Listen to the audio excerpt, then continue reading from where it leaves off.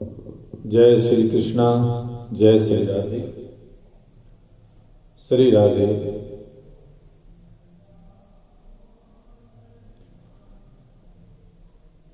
गुरुर्ब्रह्मा गुरुर्विष्णु गुरुर्देवो महेश्वरः गुरुः साक्षात् परब्रह्म तस्मै श्री गुरुवे नमः।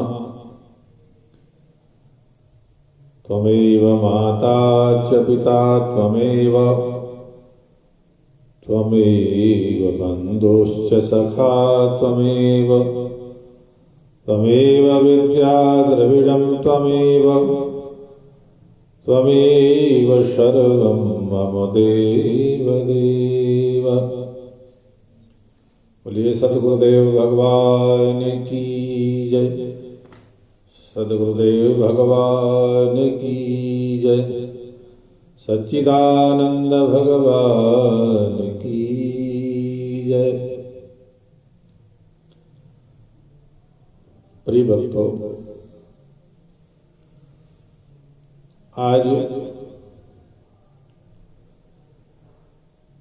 एक चिंतन आया कि मनुष्य के जीवन का सबसे बड़ा दुख क्या है।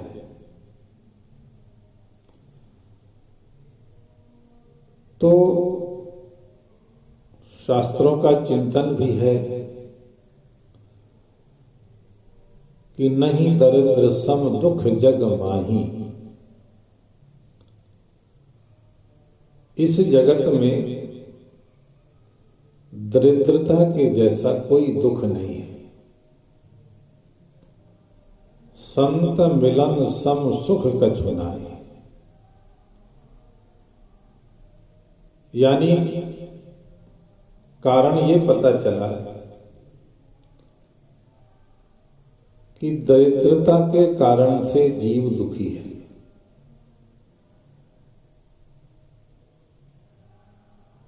तो सांसारिक भाषा में और शास्त्रों की भाषा दोनों में हम अंतर देखते हैं। सांसारिक लोग दरिद्री उसको कहते हैं जिसके पास मकान न हो, जिसके पास कार न हो, जिसके पास धन न हो, उसको लोग दरिद्री कहते हैं। शंकराचार्य जी भगवान से किसी अपने शिष्यों ने पूछा कि गुरुदेव आप बताइए, को वा दरिद्रो। आपकी भाषा में, आपके जानकारी में इस संसार में दरिद्री कौन है। तो आदिगुरु शंकराचार्य जी ने बड़ा ही सुंदर उत्तर दिया, ही विशाल तृष्णा। प्रश्न का जवाब दिया, को वा दरिद्रो, कौन है इस संसार में सबसे बड़ा दरिद्री। तो गुरुदेव ने उत्तर दिया, ही विशाल तृष्णा। जिसके अंदर जितनी ही बड़ी तृष्णा है वो उतना ही बड़ा दरिद्री है। जिसकी 500 रुपया की वासना है वो उतना छोटा दरिद्री है। जिसके अंदर 5000 की वासना है, इतना मुझे प्राप्त हो जाए, वो उससे बड़ा दरिद्री है। जिसके अंदर 5 लाख की वासना है कि ये मुझे प्राप्त हो जाए, ये मैं जोड़ लूं तो मुझे सुख मिल जाएगा, वो उससे बड़ा दरिद्री हुआ। और जिसको 5 करोड़ की वासना है वो उससे बड़ा दरिद्री हुआ। इस वासना का कोई अंत नहीं है। इसीलिए जो हमारे पास प्राप्त है, जो हमारे पास उपलब्ध है, हम उसमें अगर संतुष्ट हैं तो परम सुख है। और अगर हमारे अंदर पाने की वासना बनी रही तो जो हमारे पास है हम उसका भी सुख प्राप्त नहीं कर पाते, और आगे से आगे ये भी मुझे प्राप्त हो जाए, इतना मुझे मिल जाए, इतना मैं जोड़ लूं, इस चक्कर में वो रह जाता है। एक दृष्टांत के माध्यम से आप समझिए। एक केवट था, नदी में नाव चलाता था, लोगों को नाव में बिठा करके पार उतारता था और उसी से ही वो अपने परिवार का पालन पोषण करता था। एक दिन वो केवट बड़ा दुखी हुआ और मन में सोचने लगा कि सारा दिन मेहनत करता हूं, काम करता हूं, फिर भी गुजारा नहीं होता। कभी कभी भूखे लोग, परिवार के बच्चे भूखे रह जाते हैं। इसलिए वरुण देव के पास बैठ करके केवट ने उनकी उपासना शुरू कर दी कि जब तक समाधान नहीं करेंगे तब तक मैं आपके पास से उठ करके जाऊंगा नहीं। और वरुण देव की पूजा करके, उपासना करके बस ध्यान में बैठ गया। पूरा दिन बैठा रहा। वरुण देव प्रसन्न होकर के केवट के पास प्रकट हुए। केवट से कहा, बताओ तुम्हारी क्या इच्छा है? केवट ने कहा, प्रभु मेरी तो बस ये इतनी ही इच्छा है कि आप इतना मुझे कुछ दे दें ताकि मेरा घर, मेरा परिवार, रहने की व्यवस्था हो जाए, भोजन की व्यवस्था हो जाए, और इससे ज्यादा क्या चाहिए। वरुण देवता ने कहा, ठीक है, जाओ, तुम्हें तुम्हारी जीविका के लिए सब कुछ प्राप्त हो जाएगा। केवट जब घर आया तो देखा कि एक सुंदर सा मकान वरुण देवता की कृपा से बनकर तैयार हो गया, और काफी मात्रा में 10 बोरे गेहूं, चावल, दाल, सारी व्यवस्थाएं घर में जो जीवन के लिए चाहिए वो प्राप्त हो गई। केवट तो आकर के बड़ा खुश हुआ देख करके और वरुण देव का धन्यवाद दिया। पर उसकी पत्नी कहने लगी, ये कहां से प्राप्त हुआ? तब केवट ने सारा राज बताया कि ये सब वरुण देवता की कृपा से हमें प्राप्त हुआ है। थोड़े दिन तो पत्नी को बड़ा सुख मिला। एक हफ्ते बाद ही केवट की पत्नी ने कहा कि आप वरुण देवता के पास जाइए और मेरी कुछ इच्छा है प्राप्त करने की, वो मैं आपको बताती हूं। वरुण देव से प्रार्थना करके ये मांग लेना।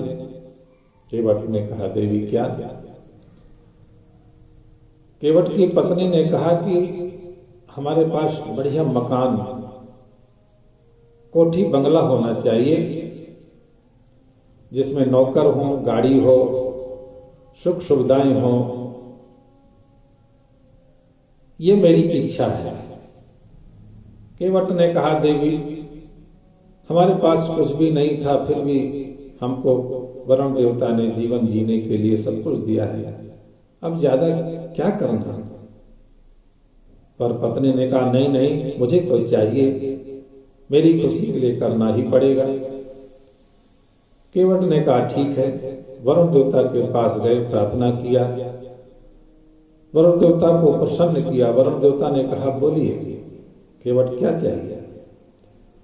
केवट ने कहा, महाराज मेरी पत्नी की प्रसन्नता के लिए आपको ये लिस्ट है, आप प्रदान करें तो मेरी पत्नी प्रसन्न होगी। वरुण देवता ने कहा, ठीक है, जाइए, ये सब कुछ प्राप्त हो जाएगा। जब शाम को लौट करके आए घर, केवट देखा तो बड़ा सा मकान, गाड़ी खड़ी है, नौकर हैं, सारी व्यवस्थाएं हो गई।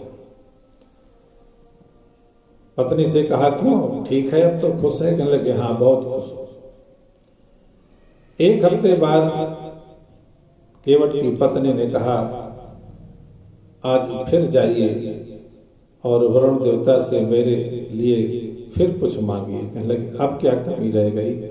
तब पत्नी ने कहा, अभी बहुत भय बना रहता है, चोरों का भय बना रहता है, कोई लूट न ले जाए, कभी तूफान न आ जाए जो मकान गिर जाए। तो आप वरुण देवता से कहना कि एक मुझे जैसे राजाओं का किला होता है वो हमको प्राप्त हो। कम से कम जो राजाओं की संपत्ति होती है, जो किला होते हैं, सिक्योरिटी होती है, जो व्यवस्थाएं होती हैं, वो हमें प्रदान करें। हमें आप राजा बन जाएंगे, मैं रानी बन जाऊं, और हमारे पास फौज होगी, सिपाही होंगे, सारी व्यवस्थाएं होंगी। केवट ने कहा, ठीक है। फिर केवट गया और वरुण देवता से प्रार्थना करके पत्नी की इच्छा बताई। वरुण देवता ने कहा, जाओ एवं मस्तु, ये भी मनोकामना पूर्ण होगी। और जब वापस लौट करके आया केवट तो देखा वो घर किले में बदल गया था। सारी व्यवस्थाएं, सेवक, दास दासियां, फौज, सिक्योरिटी खड़ी थी। बड़ा प्रसन्न हुआ। अब एक हफ्ते बाद फिर पत्नी ने कहा कि अब एक बार जाइए और वरुण देवता से मेरे लिए फिर मांगे। केवट कहने लगा, देवी अब सब कुछ तो आपको प्राप्त हो गया है, फिर क्यों, अब क्या चाहिए? तो उसने कहा कि अभी तो हम राजा हुए हैं ना, तो हमें अन्य राजाओं का बड़ा भय रहता है, कोई हम पर चढ़ाई ना कर दे। इसलिए उनसे कहना कि आप हमें चक्रवर्ती सम्राट बना दें, सारे राजा हमारे अधीन हो जाए।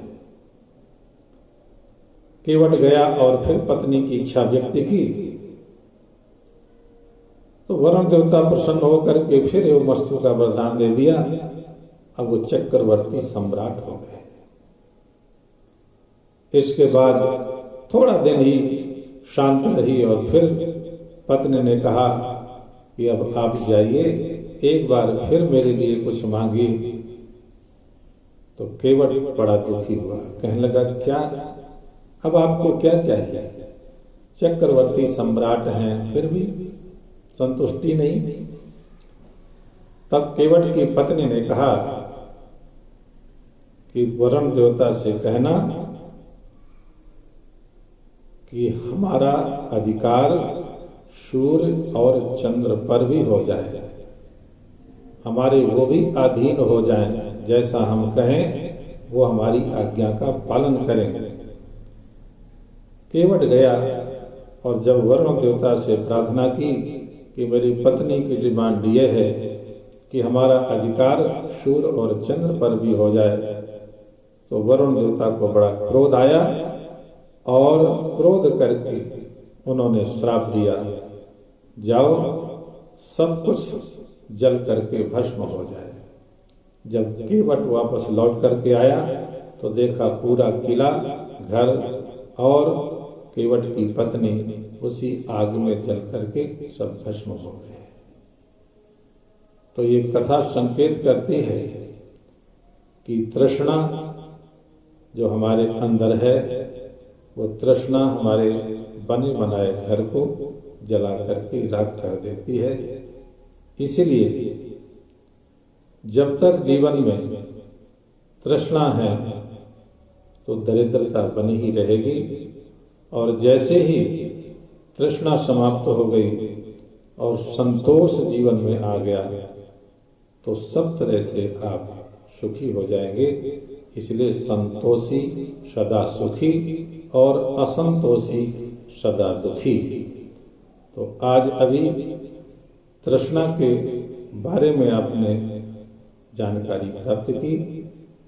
कल आपको इसके आगे जो दूसरा प्रश्न है कि संसार में धनवान कौन है, उसका समाधान या उसका उत्तर भी आप श्रवण करेंगे। ओम शांति शांति शांति।